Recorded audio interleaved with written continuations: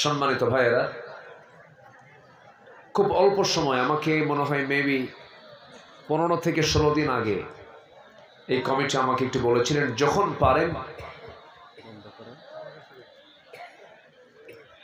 পারেন আপনি তখনই আসেন।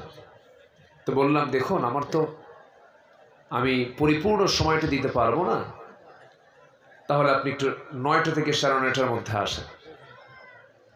এখানে পোস্টারে উল্লেখ করা আছে অবশ্য 9:30। আমি কি দেরি করেছি? ঠিক মতো এসেছি, কিন্তু একটু ভুল বোঝাবুঝি হয়েছে মনে হয়। আমার ভাই জানি একটু মন খারাপ করেছেন, আমার শ্রদ্ধেয় ওমর আলী ভাই। ওনাকে বলা হয়েছে, তো উনি সেইভাবেই সাজিয়েছেন। যাই হোক, এটা মিস্টেক হয়েছে। আমরা পরস্পর ক্ষমা সুন্দর দৃষ্টিতেই দেখবো। জোরে বলি ইনশাআল্লাহ। খেপে যাবেন তো হেরে যাবেন। আপনি যখন এই খেপে কোনো কথা বলবেন, হেরে যাবেন। মাহফিলে কেউ বিনোদনের জন্য আসে না। মাহফিল যদি কেউ 30 মিনিটে কথা বলে, এখানেও বানিয়ে কেউ কোনো কথা বলে না, কোরআন থেকেই কথা বলে। আসতে ক্ষণ কেন? কোনো বিনোদন নয় মাহফিল,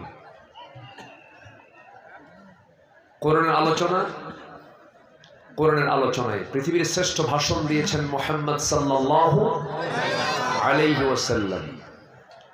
তিনি বিদায় হজের যে ভাষণ দিয়েছেন, এটি কি 3 ঘন্টা ছিল? 4 ঘন্টা ছিল? ওনার যে ভাষণটা সম্পূর্ণ টোটালি হাদিসে আসছে। যে কথাগুলো বলতে সময় লাগে মাত্র 20 থেকে 25 মিনিট। 20 থেকে 25 মিনিটের বক্তৃতায় এমন কোন সাবজেক্ট নাই যা তার আলোচনার মধ্যে বাদ ছিল। বিষয় হলো, সময় কোনো বিষয়, time is no factor, subject is factor. আপনি কি বিষয় নিয়ে কথা বলছেন, এটাই হচ্ছে সবচাইতে মূল বিষয়। সম্মানিত ভাইয়েরা, মাহফিলকে বিনোদন তখনই বলা যাবে যখন কোনো আলোচক যখন কোরআন ছাড়া কথা বলবেন, দিন ছাড়া কথা বলবেন, হাদিস ছাড়া কথা বলবেন। আর যদি কোরআন এবং হাদিস নিয়ে যদি কথা বলেন, যদি 2 মিনিটও হয়, তবুও বরকত হয়। বলি আলহামদুলিল্লাহ। সম্মানিত ভাইয়েরা, আসুন আমরা আলোচনার দিকে যাচ্ছি।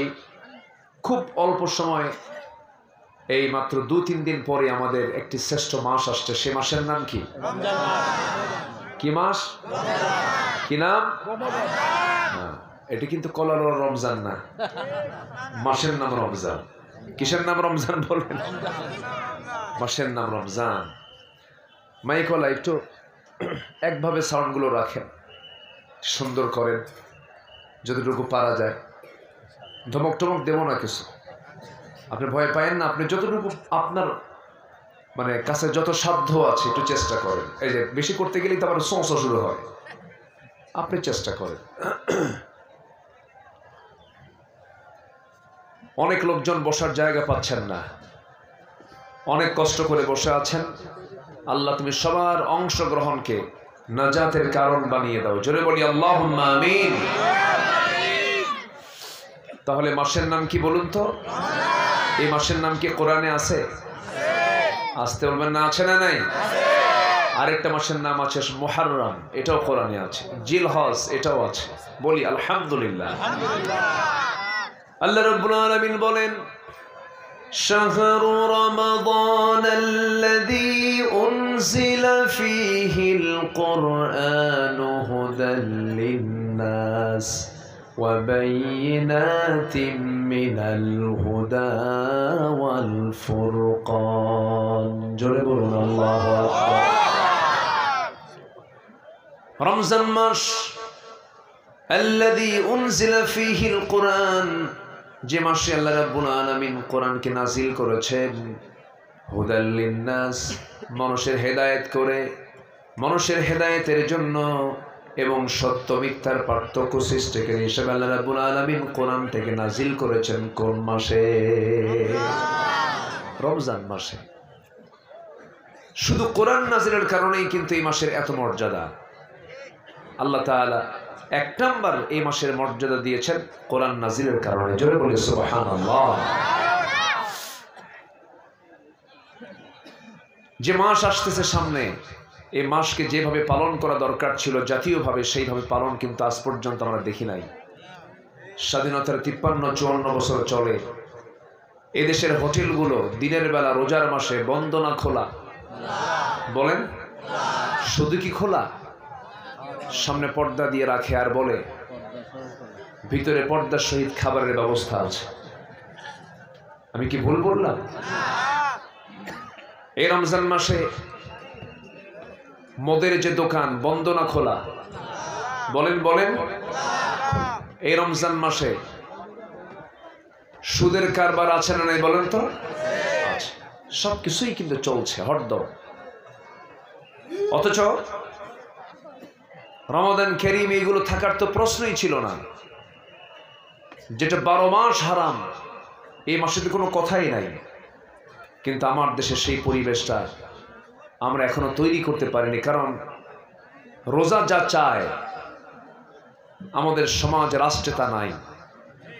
রোজার যে দাবি, সেই দাবিটা আজকের সমাজে নাই। কেউ রোজা রাখলো বা না রাখলো এটা নিয়েও কোনো প্রশ্ন নাই। কে নামাজ পড়লো বা নামাজ না পড়লো এটা নিয়েও কোনো প্রশ্ন নাই। বরঞ্চ বিগত সময়ে যারা নামাজ পড়েছে, দিন মেনেছে, কোরআনকে মানার চেষ্টা করেছে, ইসলামী আন্দোলন যারা করেছে, বরঞ্চ তাদেরকে অপরাধী বানাইয়া জঙ্গিবাদের মামলা দিয়ে জেলখানায় ঢোকানো হয়েছে। এই সংকট থেকে আমরা একটু মুক্ত হতে পেরেছি।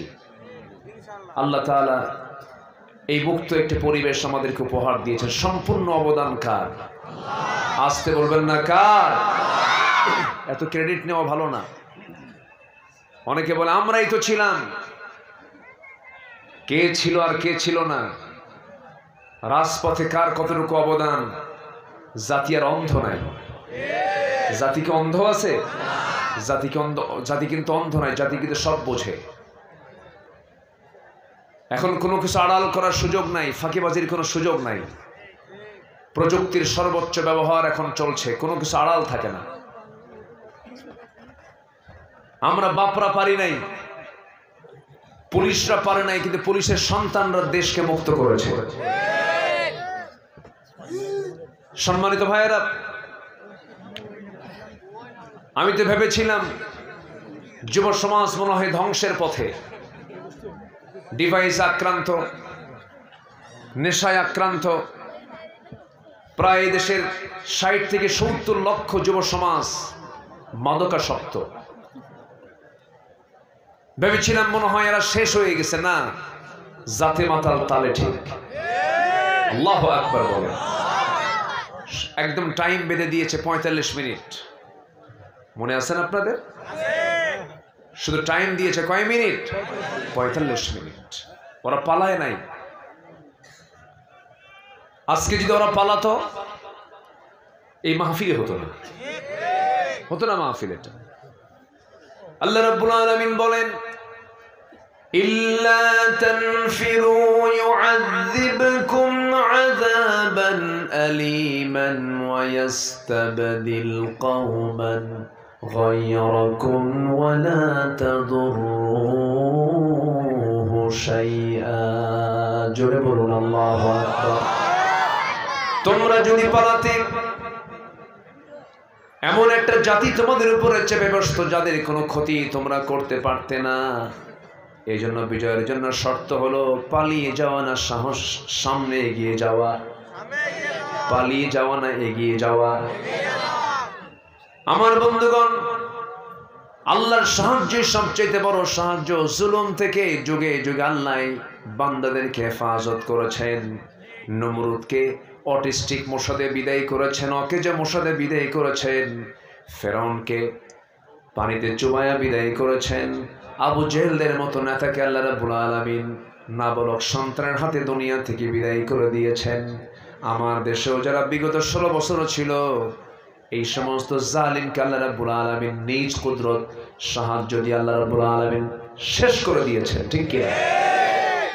কেউ আছে? খুঁজে তো পাওয়া যাচ্ছে না, সব ফেরেশতা হয়ে গেছে। আমাকে এই সাতক্ষীরায় আসতে দেয়নি। এই আওয়াজটা করে কে? এই আওয়াজটা কই? ও ব্রেনের সমস্যা, একটু চা খাওয়ান। একটু নিয়ে যান, এটা বোঝেন না আপনারা? একটু চা খাওয়ান, একটু ফাইন করে নিয়ে যে একটু চাটা খাওয়ান, কফি খাওয়ান, ফাইন করে একটু পাম্পটি দেন না।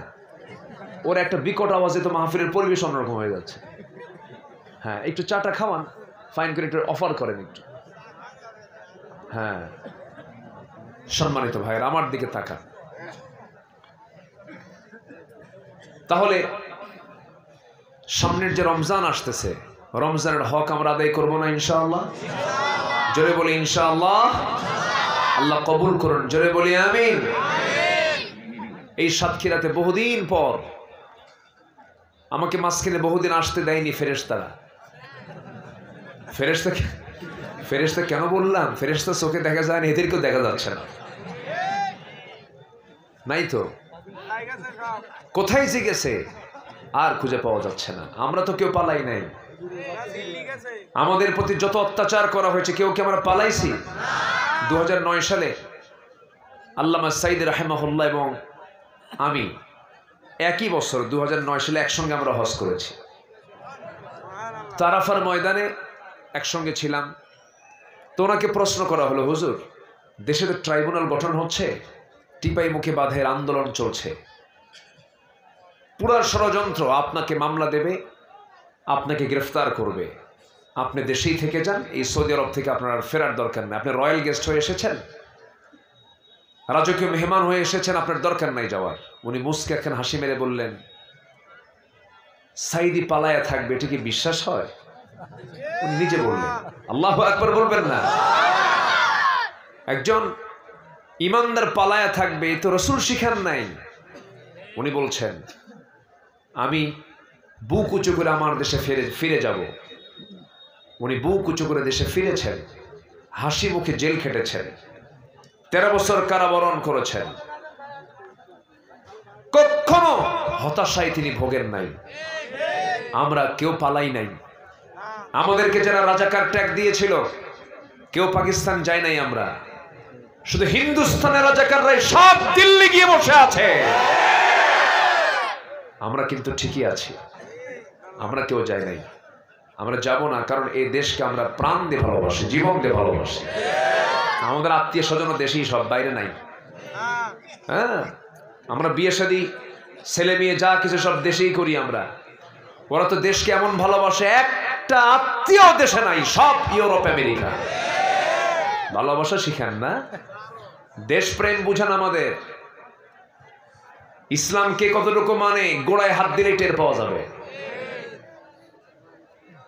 স্বামী এক ধর্ম পালন করবে, বউ আরেক ধর্ম পালন করবে, এটা কি ইসলাম মানে? ইসলাম কি এটা স্বীকার করে? স্বামী যদি খ্রিস্টান, স্বামী মুসলমান, বউ খ্রিস্টান, বাচ্চা হবে কি জানেন? খচ্চর।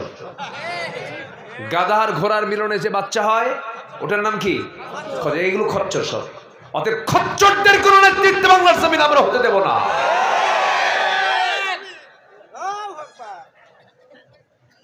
অনেক কিছু সহ্য করেছি আমরা। আগামীর দেশ আমরা কোরআনের দেশ দেখতে চাই। আগামীর সরকার আমরা নামাজের সরকার দেখতে চাই। ভণ্ডামি বহু দেখছি আমরা,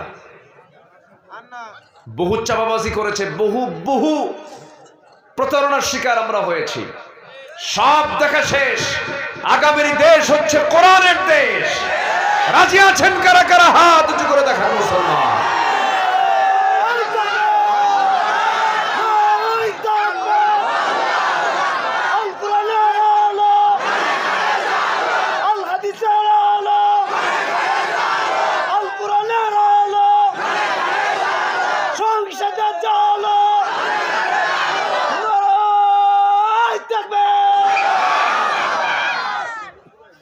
এই তাকবীরটাও দিতে দেয়নি আমাদের। মানে মঞ্চে আসলে সব দোষ। যখন বসতাম মঞ্চে, তখন দুই পাশে বসতো কিরামুন কাতিবিন। আমি কি ভুল বলতেছি? এগুলোই তো করেছে ওরা। মাহফিল আসা মাত্রই কমিটির মহা টেনশন, হুজুর আপনি তো আসছেন, কি যে হয়, পুলিশ আসতেছে। আমি কি ভুল বলতেছি? জুতার তলা ক্ষয় হয়ে যেত কমিটি কাঁদতো। হুজুর কোরআনের বাগান সাজিয়েছি আমরা। কত অত্যাচার গুলো করেছে। এখন ওরা আলেমদেরকে বেইজ্জত করতে চেয়েছিল, আল্লাহ ওদেরকে ন্যাংটা করে বিদায় করে দিয়েছে। দেখেন না, পালানোর রাস্তা পাইল না এক দরবেশ, মাথার চুল কালো বানালো, দাড়ি কাটলো, যেন তারা না কেউ যেন না চেনে থাকে। আইনমন্ত্রীকে সঙ্গে করে আবার ভুল করে নৌকায় চড়ছে, নৌকার ফেড়ে না, শেষ পর্যন্ত কোস্টগার্ড গিয়ে ধরে বলতেছে আইনমন্ত্রীকে, স্যার চিনছি আপনাকে, চলেন। কে আমি একা যাবো কেন, আমি কি একা আসছি না জামাতের সাথে আসছে? ওই যে দেখো আমি জামাতের সাথে আসছে। ওই যে কি ওর মুখে দাড়ি নাই, মাথার চুল গেল কালো, লোকটা কে ভালো করে দেখো, ওটাই দরবেশ, ভান ধরে বসে আছে।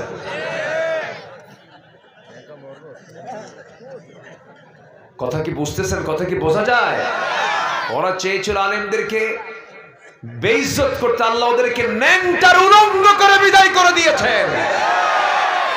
আল্লাহ আছেন, আল্লাহ শোনেন, আল্লাহ দেখেন, আল্লাহ বোঝেন না? দেখেন টাইম মতো কেমনে কি হয়ে গেল। সামনের দিনেও যারা এরকম চাঁদাবাজি করতে চান, সামনের দিনেও যারা এইরকম পুনরাবৃত্তি ঘটাতে চান, একজন পালাতে নিয়ে ভাঙ্গা হেলিকপ্টার পাইছে, আপনি তাও পাবেন না। অতএব আমরা প্রতারিত হতে চাই না, আমরা কোরআন চাই, আমরা মুসলমান আছে, কোরআন আমরা চাই। যারা বলবে কোরআনে রাজনীতি নাই, নতুন করে ঈমান আনেন। আসতে কবেন না, আরো জোরে বলেন ঠিক কিনা? কোরআনে রাজনীতি আছে না নাই? রাজনীতি শিখবো আমরা কি থেকে? কোন বাপেরটাও নেব না, স্বামীরটাও নেব না, কোন ভাইয়েরটাও নেব না, দাদারটাও নেব না। আমরা নেব কিসের থেকে বলেন? কোরআন থেকে। সোজা কথা। আমার কবরে আমাকে হিসাব দিতে হবে। আমার কবরের হিসাব কোন নেতা দেবে না, আমার হিসাব কি আমাকে দিতে হবে। আমার বন্ধুগণ, আল্লাহ রাব্বুল আলামিন বলছেন, বান্দারে আমি তোকে নির্দিষ্ট টাইম নিয়ে দুনিয়াতে পাঠিয়েছি, যে কোনো সময় তোর আমার কাছে আবার ফিরে আসতে হবে। অতএব আমি তোকে কিছু পরামর্শ দিই, শোন রে বান্দা। কি দরদ, কি আদর দিয়ে আল্লাহ রাব্বুল আলামিন ডাক দিয়ে বলছেন, ইয়া আইয়ুহাল্লাযীনা আমানু তাকুল্লাহ ওয়ালতানজুর নাফসুম মা قدمت لغد واتقوا الله إن الله خبير بما تعملون জোরে বলুন আল্লাহু আকবার। ঈমানদারেরা তোমরা, আমি আল্লাহ, আমাকে ভয় করো এবং আগামী দিনের জন্য তুমি কি জমা করতেছো, কি পাঠাচ্ছ, কি আমলনামা পাঠাচ্ছ, এদিকে একটু লক্ষ্য করো। সময় নষ্ট করো না। একটা সেকেন্ড যদি চলে যায় তোমার জীবন থেকে আর ফেরত পাবে না। প্রত্যেকটা মুহূর্তকে কাজে লাগাও। আর সাবধান, আমি আল্লাহ, আমাকে ভয় করো, আর তুমি যা করো সব খবর কিন্তু আমার কাছে আছে। কে বলছেন? আল্লাহ বলছেন, আমাকে ভয় করো। আল্লাহর ভয়ে যদি কোনো বান্দার মধ্যে যদি ঢুকে যায়, পৃথিবীর কোনো ভয় তাকে কখনো ভয় দেখাতে পারবে না, ভীত করতে পারবে না। আল্লাহ রাব্বুল আলামিন তার রেজাল্ট জানায় দিচ্ছেন, ওয়া আম্মা মান খাফা মাকামা রাব্বিহি ওয়া নাহান নাফসা আনিল হাওয়া ফাইন্নাল জান্নাতা হিয়াল মাওয়া। জোরে বলুন আল্লাহু আকবার। যার দিলের মাকামে আল্লাহর ভয়টা জাগ্রত হয়ে যাবে, তার ঠিকানা জান্নাতে মাওয়া হয়ে যাবে। এই জন্য এই দিলের মধ্যে কোনো ভয় স্থান দেওয়া যাবে না, একমাত্র কার ভয় ছাড়া? কার ভয় ছাড়া? আল্লাহর ভয় ছাড়া। আল্লাহ রাব্বুল আলামিন বলছেন, বান্দারে দিন শেষে বন্ধু তো কেউ না, তুই কাকে বন্ধু বানা? সব তো হেরে যাবে। বউ তো আপন নয়, সন্তান তো আপন নয়, ছেলে মেয়ে তো আপন নয়, এই পৃথিবীর বাপ মাও তো আপন নয়। পৃথিবীতে আপনজন বলতে আমরা যাদেরকে ভাবি মূলত কেউ আপন নয়। আপন যদি একজন তিনি থেকে যাবেন, তিনি আমার কে? বলুন, তিনি আমার কে? আল্লাহ রাব্বুল আলামিন বলেন, হুয়াল আউয়ালু ওয়াল আখিরু ওয়াল যাহিরু ওয়াল বাতিন ওয়া হুয়া আলা কুল্লি শাইইন কাদির। জোরে বলুন আল্লাহু আকবার। তিনি প্রথম, তিনি শেষ, তিনি প্রকাশ্য, তিনি গোপন, তার কাছে আমরা ফিরে যাব। সে আল্লাহ তাআলা যে হুকুমগুলো করেছেন সে হুকুমগুলো আমরা মানার চেষ্টা করব। জোরে বলি ইনশাআল্লাহ। বিশেষ করে ফরজ হুকুম। কি হুকুম বলে? আমার দেশে ফরজ নিয়ে মারামারি লাগে না নফল নিয়ে মারামারি লাগে? ফরজ নিয়ে না নফল নিয়ে? নফল নিয়ে মারামারি লাগে। এই যে তারাবি আসতেছে, গতি হবে। কলাড়াতে কিন্তু কিছু আহলে হাদিসের ভাইরাও আছেন কিনা বলেন? আচ্ছা আচ্ছা। তারপরে আহলে আহনাফ যারা তারাও আছেন। নামাজ, তারাবির নামাজ আপনি 8 রাকাত পড়েন, 20 রাকাত পড়েন, এটা তো কোনো বিষয় না, এটা কোনো সাবজেক্ট না। আপনি নাভিতে হাত বাঁধেন অথবা বুকে হাত বাঁধেন, এটাও কোনো সাবজেক্ট না। আপনি আমিন আসতে বলেন, জোরে বলেন, এটাও কোনো বিষয় না। নামাজ হচ্ছে কিনা, জাতি নামাজ পড়ে কিনা, কত % নামাজ পড়ে, এটার হিসাব আগে করেন। আমার নবীজি বুকেও হাত বেঁধেছেন, নাভিতেও হাত বেঁধেছেন, হাত ছেড়ে দিয়েও নামাজ পড়েছেন। এটা সৌন্দর্য এটা। কিন্তু এটা হলে এটা হবে না, এটা হলে এটা হবে না, এটা হারাম, ওটা হারাম। এক বেচারি নামাজ পড়তে নিয়ে বেকায়দায় পড়ে গেছে। একজন বলছে যে নাভিতে হাত বাঁধা যাবে না, আরেকজন বলছে বুকে হাত বাঁধা যাবে না। এখন হাত বাঁধবে কই? আল্লাহু আকবার, কপালে। হাত নিয়ে গেছে কোথায়? আপনার ফতুয়ার ঠেলায় যদি হাত কপালে যায়, তাহলে এই ফতুয়া দেওয়ার দরকার ঠিকই বলে। আমি কি ভুল বলতেছি ভাই? ভুল বলতেছি? আমরা ইসলামকে নিয়ে এত টানাটানি করতেছি কেন? এক বুড়ো চাচা পায়জামা বানাইছে, তো টেইলার্স পায়জামাটা একটু লম্বা করে দিয়েছে, গিরার নিচে চলে গেছে। তো বুড়িকে যাওয়ার সময় বাড়ি থেকে বের হওয়ার সময় বলছে, দেখো টেইলার্স তো আমার পায়জামাটা একটু বেশি লম্বা করে দিয়েছে, তুমি একটু কেচি দিয়ে কেটে 1 ইঞ্চি একটু ছোট করে রেখো। তো মুরব্বীর আবার খুব রাখতো। তো এই কথাটা শুধু বুড়ি শোনে নাই, ছেলে বউ শুনছে, নিজের মেয়ে শুনছে। মোট শুনছে কয়জন? 3 জন। প্রথমে কেচি দিয়ে বুড়ি কাটছে, মানে বউটা কাটছে 1 ইঞ্চি। তো বউমা মনে করছে, ছেলে বউ মনে করছে, শ্বশুর তো যদি এসে খেপে যায়, তো আমার শাশুড়ি এটা কাটলো কি না, পাজামাটা আমি একটু ঠিক করি। আবার কেচি দিয়ে উনি আবার 1 ইঞ্চি চলে উঠছে। 2 জনের কাটা শেষ। এখন মেয়ে ভাবতেছে, আমার আম্মা তো বয়স্ক মানুষ, কাটলো কি না জানি না, তো আব্বা তো সে খুব রাগারাগি করবে। এই অনুমান করে সে আবার আরো 1 ইঞ্চি কাটছে। কাটতে হবে 1 ইঞ্চি, কাটছে কয় ইঞ্চি? 3 ইঞ্চি। বাড়িতে এসে এখন পায়জামা পরবে, দেখে যে ফুল প্যান্টও না, হাফ প্যান্টও না। কি আমার কথা কি বুঝতেছেন? তো আমরা ইসলাম নিয়ে এত টানাটানি করতেছি, শেষে তো কিছুই থাকে না। আমরা আলিয়া বুঝি না, আমরা কওমি বুঝি না, আমরা গোল টুপি লম্বা টুপি বুঝি না। আমরা বুঝি আমাদের কালিমা হচ্ছে লা ইলাহা। এক কালিমার ভিত্তিতে আমরা এক হব। জোরে বলি ইনশাআল্লাহ। তাআলাউ ইলা কালিমাতিন সাওয়াইন বাইনানা ওয়া বাইনাকুম। আল্লাহু আকবার বলেন। আমি মাইকে একটু জোরে বললি কেমন যেন একটা আওয়াজ হয়, একটু ঠিক করেন না। জোরে আওয়াজ দিলে এরকম হয় কেন? আমি তো নিজের কথা নিজেই বুঝি না। ইকো দরকার নাই। সম্মানিত ভাইয়েরা, তাহলে আমরা পৃথক থাকবো না এক হব? বলেন পৃথক থাকবো না এক হব? আগে নফল সুন্নত না ফরজ আগে? বলেন আগে কি দরকার? আগে কি দরকার? ফরজ দরকার। সুদ হারাম, যাকাত ফরজ। এটা নিয়ে কথা বলেন। কি আমার সমাজে কি সুদ চালু না যাকাত চালু? সুদটা প্রতিষ্ঠিত, যাকাতটা অতিরিক্ত। যাকাত কি অতিরিক্ত, না দিলেও কেউ কোনো প্রশ্ন করে না। কিন্তু ট্যাক্স না দিলে বলেন আছে কি না? বলেন সুদ না দিলে কি খবর আছে না নেই? বলেন তো। ব্যাংক থেকে আপনি ঋণ করেছেন, সুদ দিতেই হবে, বাধ্য আপনি। কিন্তু যাকাত কিন্তু চালু নাই, সুদ চালু আছে। বিয়েটাকে আজকে কঠিন করা হয়েছে। মেয়েদের বিয়ের বয়স কত বলেন? বলেন কত বছর? আর একটা মেয়ের যৌবন আমার দেশে আসে কত বছরে বলেন? বলেন কত? 12 বছর।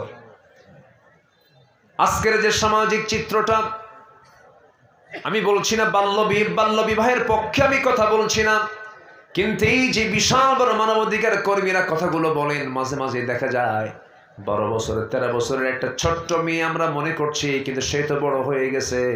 সে বন্ধু চিনে, বয়ফ্রেন্ড চিনে, 3 দিন 4 দিন নিখোঁজ হয়ে যায়।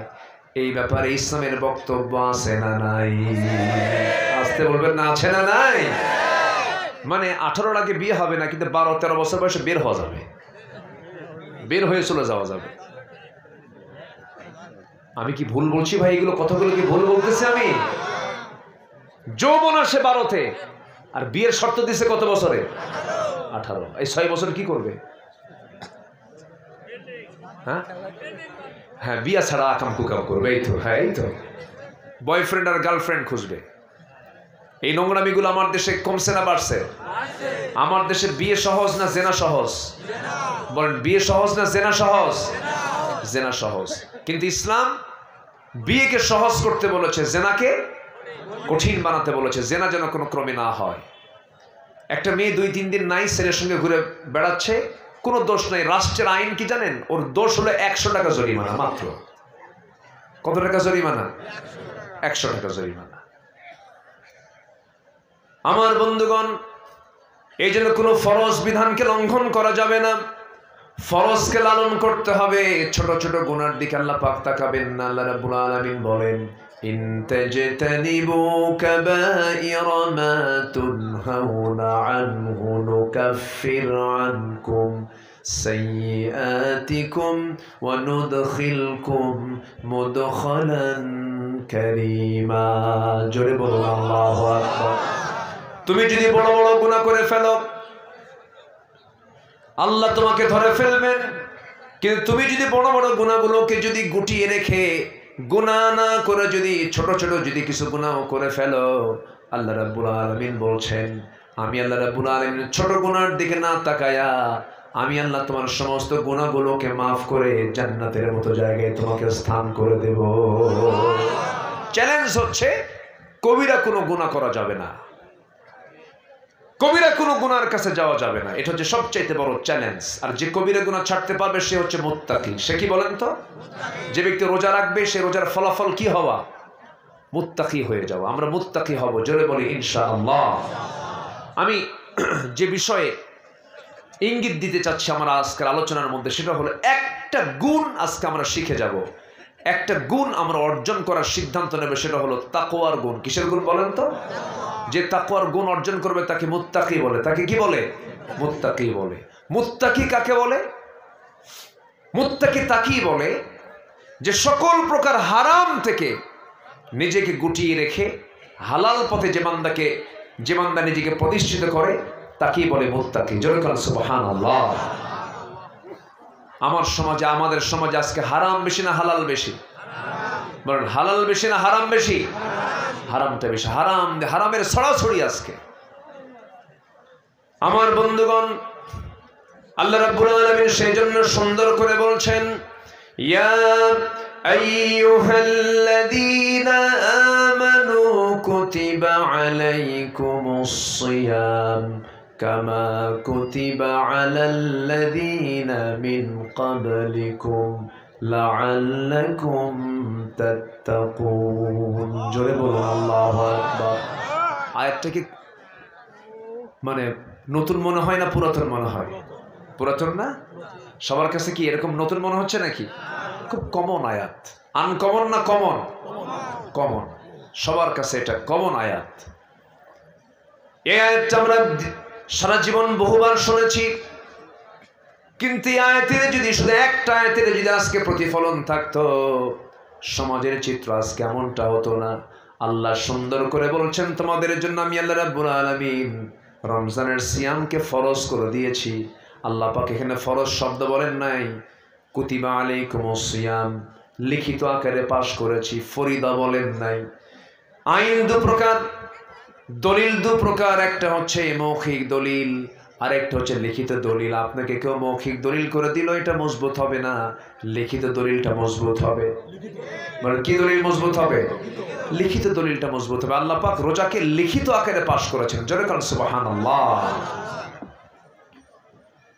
এই রোজাকে ফরজ করে দিয়েছি তোমাদের জন্য, কামা কুতিবা আলাল্লাযীনা মিন ক্বাবলিকুম, যেমন করে আমি আগের লোকদের উপর আমি রোজাটাকে ফরজ করেছিলাম। তাহলে এখন বলুন, রোজা কি শুধু এই উম্মতের জন্য ফরজ না আগের উম্মতদের জন্য ফরজ? আগের উম্মতদের জন্য ফরজ ছিল। আল্লাহ পাক এই হুকুমটা দিয়েছেন কেন? এই হুকুমের ফলাফল হলো এই হুকুমকে যারা ফলো করবে তারা জান্নাতে যার সবচেয়ে বড় গুণ মুত্তাকি হতে পারবে। জোরে বলি সুবহানাল্লাহ। বিড়ি খাওয়া এটা একটা বদনেশা, এটা হঠাৎ করে ছাড়াও যায় না, হঠাৎ করে ছাড়াও যায় না। আশপাশ শুনি তো, দেখি তো, বুড়া হয়ে গেছে ছাড়তে পারে না। কিন্তু রমজানকে যদি প্ল্যান করে রমজানে রোজা রাখবো, বিড়ি খাবো না, একটানা 30 দিন যদি এই প্র্যাকটিসটা করে, তাহলে বলুন তো এই মাসটা কি বদভ্যাস ছাড়ার জন্য একটা যথেষ্ট মাধ্যম হতে পারে না? পারে। কিন্তু কি করে জানেন? সারাদিন রোজা ঠিকই থাকে, শেষ রাত্রি সেহরি খায়, নামাজ পড়ে, জোহর আসর মাগরিব মসজিদে চলে যায়, ইফতার করেই বুড়া চাচা বুড়িকে ফাঁকি দেয়। আবার হাজি সাহেব তো বুড়িকে ফাঁকি দিয়ে করে কি, ওই চৌমাথা তেমাথা ত্রিমোহনীর মোড়ে কিছু দোকানদার আছে, ওই দোকানদারের ভিতরে চলে যায়। দোকানের ভিতরে চলে গিয়ে এদিক সেদিক তাকে, আমি তো হাজি মানুষ, দেখলো কিনা কেউ। এরপর দোকানদারকে বলে আস্তে আস্তে করে চোখ টিয়ে মেরে বলে, দে তো, সারাদিন রোজা ছিলাম। এক বিড়ির টান দিয়া খাইয়া বলে, সারাদিন খাই নাই, আরেকটা দে, কাজা সহ আদায় করি। আছে মনে হয় নাই, মনে হয় নাই। আসতে বলবেন না, আছে না নাই? কি রোজা রাখলেন আপনি? বলুন তো এই জাতি ভাত বেশি খায় না বিড়ি বেশি খায়? আলহামদুলিল্লাহ। কি কবেন বলেন? অনেকে বলে হুজুর বিড়ি খাওয়া কি? তখন আমি কই বিড়ি খাওয়ার দোয়া কি কর? আমাদের মাঝে মাঝে প্রশ্ন আসে, হুজুর বিড়ি খাওয়া কি জায়েজ আছে? এরকম যদি, তখন আমি উল্টা বলি যে বিড়ি খাওয়ার দোয়াটা কি বলেন আপনি? দোয়া আছে? আসতে কোন বিড়ি খাওয়ার কোনো দোয়া পৃথিবীর কেউ বলতে পারবে? দোয়া আছে। যেই কাজের দোয়া নেই সেই কাজ কি কোনোদিন বৈধ হতে পারে? হতে পারে না। খাবেন কেন? রমজানকে আমরা মাথায় নিই, এগুলোকে বাদ দেবো। জোরে বলি ইনশাআল্লাহ, আর জোরে বলি ইনশাআল্লাহ। পান খান, পান খেতে সমস্যা নাই তো, পানের রস ভালো, পানের রস আপনার জন্য খুব ভালো, পেটের জন্য ভালো। কিন্তু পানের সাথে আবার হাকিমপুরি রহমতুল্লাহ আলাইহি কেন? কি কথা আছে না নাই? বলেন আছে না নাই? ভাবতেছেন আমি কাউকে বাদ দেব? কাউকে বাদ দেইনি। ডাইরেক্ট খান আর পুড়ে খান। নেশা নেশা, পৃথিবীর কোন ডাক্তার নেশাকে জায়েজ বলে না, আল্লাহ এটাকে জায়েজ বলতে পারেন না। আল্লাহ জায়েজ বলেননি। ওয়ালা তুলকু বিআইদিকুম ইলাত তাহলুকা, নিজকে ধ্বংসের দিকে ঠেলে দেওয়া যাবে না। আপনি পাপ করবেন, পাপ আপনাকে ঘেরাও করবে। দেখেন বিড়ি খায়, ওর ঠোঁট বলে দেয় কি খোর, আস্তে কয় কি খোর বলেন। আপনি মদ খাবেন, চোখ আপনাকে বলে দেবে আপনি মদখোর।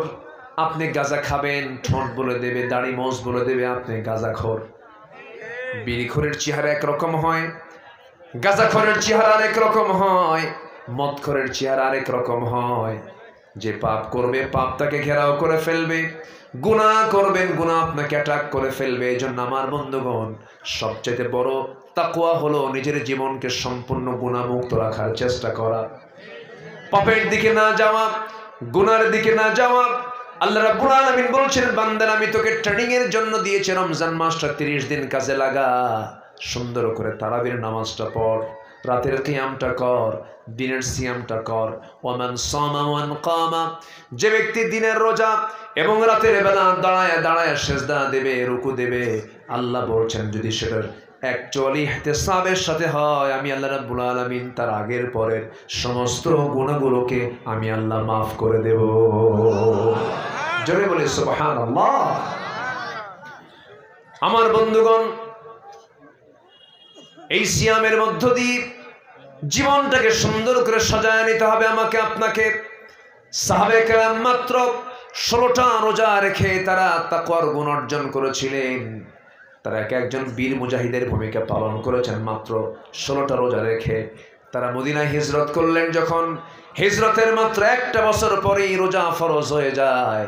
দ্বিতীয় হিজরিতে আমার নবী যখন মক্কা থেকে মদিনায় চলে গেলেন, আল্লাহ পাক সিয়ামকে ফরজ করে দিলেন। আমার বন্ধুগণ, রোজা যখন ফরজ হয়ে গেল, 16 দিনের মাথায় নবীর কাছে সংবাদ চলে এলো, ইয়া রাসূলুল্লাহ, আপনার জীবনকে শেষ করে দেওয়ার জন্য, ইসলামকে নিশ্চিহ্ন করার জন্য মক্কা থেকে কুরাইশরা লোহিত সাগরের পাশ দিয়ে হেঁটে হেঁটে ঘোড়ায় চড়ে চড়ে 1000 সৈন্য সহ সব চলে আসছে বদর নামক প্রান্তরে।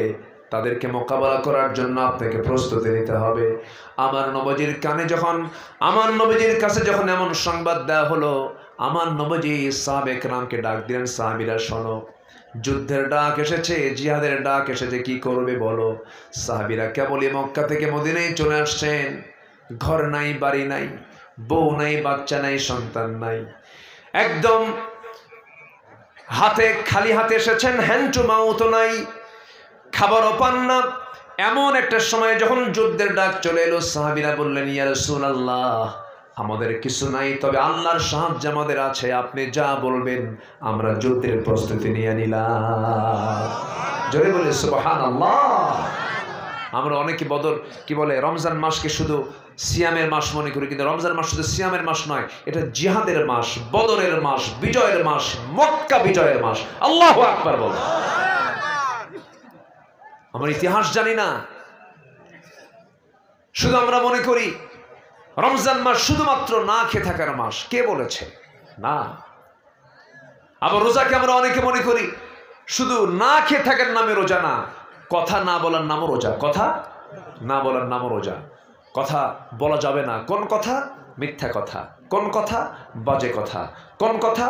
গীবতের কথা। কোন কথা? ফাহিশা কথা। এই জাতীয় কোনো বাজে কোনো কথা ইমানদার রোজাদার কখনো মুখ থেকে বের করতে, বলেন, বের করতে পারে না। সম্মানিত ভাইয়েরা, আমার দেশে ফাহিশা কথার পরিমাণ কম না বেশি? বিশেষ করে বিগত 16 বছর একজন নেতা ছিলেন, আমার এত বিরক্ত লাগতো লোকটাকে। নোয়াখালী তার বাড়ি, মাইক পাইলেই, মাইক যখনই পাইতেন উনি, ওনার বক্তব্য একটাই ছিল, সেটা হলো শুরু করতেন, খেলা হবে। এত ফাহিশা কথা, এত বাজে কথা। আমরা এই সমস্ত বাজে নেতৃত্ব আমরা আর বাংলার জমিনে দেখতে চাই না। কথা এবং কাজের মিল পাবো যার, নেতৃত্ব মানবো তার, ঠিক কিনা? আমরা কাজে বিশ্বাসী হব, জোরে বলি ইনশাআল্লাহ। কথায় বিশ্বাসী না কাজে বিশ্বাসী? কাজে বিশ্বাসী হব, জোরে বলি ইনশাআল্লাহ। সম্মানিত ভাইয়েরা, সম্মানিত বন্ধুগণ, আল্লাহ তাআলা আগের যুগের মানুষের উপরও রোজাকে ফরজ করেছিলেন। দাউদ আলাইহিস সালাম রোজা রেখেছেন একদিন পর পর, একদিন পর পর। মারিয়াম আলাইহিস সালাম তিনিও রোজা রেখেছিলেন। তার রোজা ছিল না খাওয়ার রোজা নয়, কথা না বলার রোজা। কি কি বলেন? কথা না বলার রোজা। ওনার পেটে আল্লাহ পাক একটা সন্তান দিয়েছিলেন, যার পিতার কোনো পরিচয় ছিল না এবং তার কোনো স্বামীও ছিল না। আল্লাহ পাক তাকে পিতৃহীন, স্বামী ছাড়া একটা সন্তান দিয়েছিলেন, যে সন্তানটা এখনো মারা যান নাই। তিনি আসমানে আছেন, আবার তিনি আসবেন। যেই মহিলা তার মা ছিলেন, সেই মহিলার নাম কি বলেন? বলেন কে? মারিয়াম। বাড়ি কোথায়?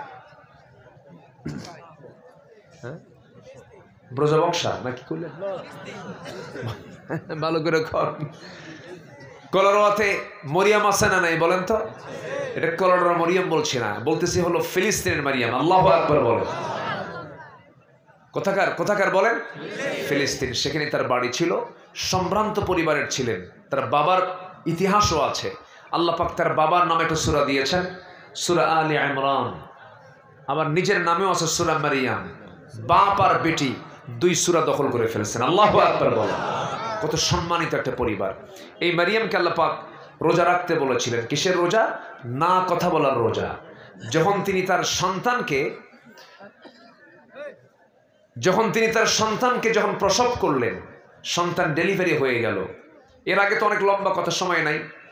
সন্তান ডেলিভারি হওয়ার পর এই সন্তানকে নিয়ে তিনি কি করবেন, আল্লাহ পাক তাকে জানালেন, মারিয়াম তুমি এটা নিয়ে আর নির্জন পরিবেশে থাকার দরকার নাই, মানুষের মাঝে চলে যাও।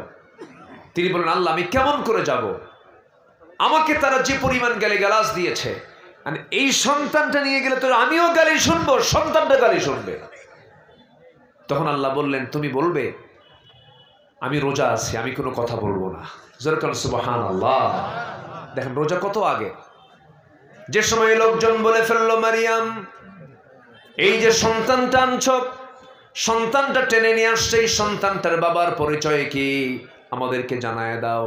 সঙ্গে সঙ্গে তিনি বলছেন, আমি কোনো কথা বলবো না, আমার সর্ব প্রশ্নের জবাব আমার সন্তান দিয়ে দেবে।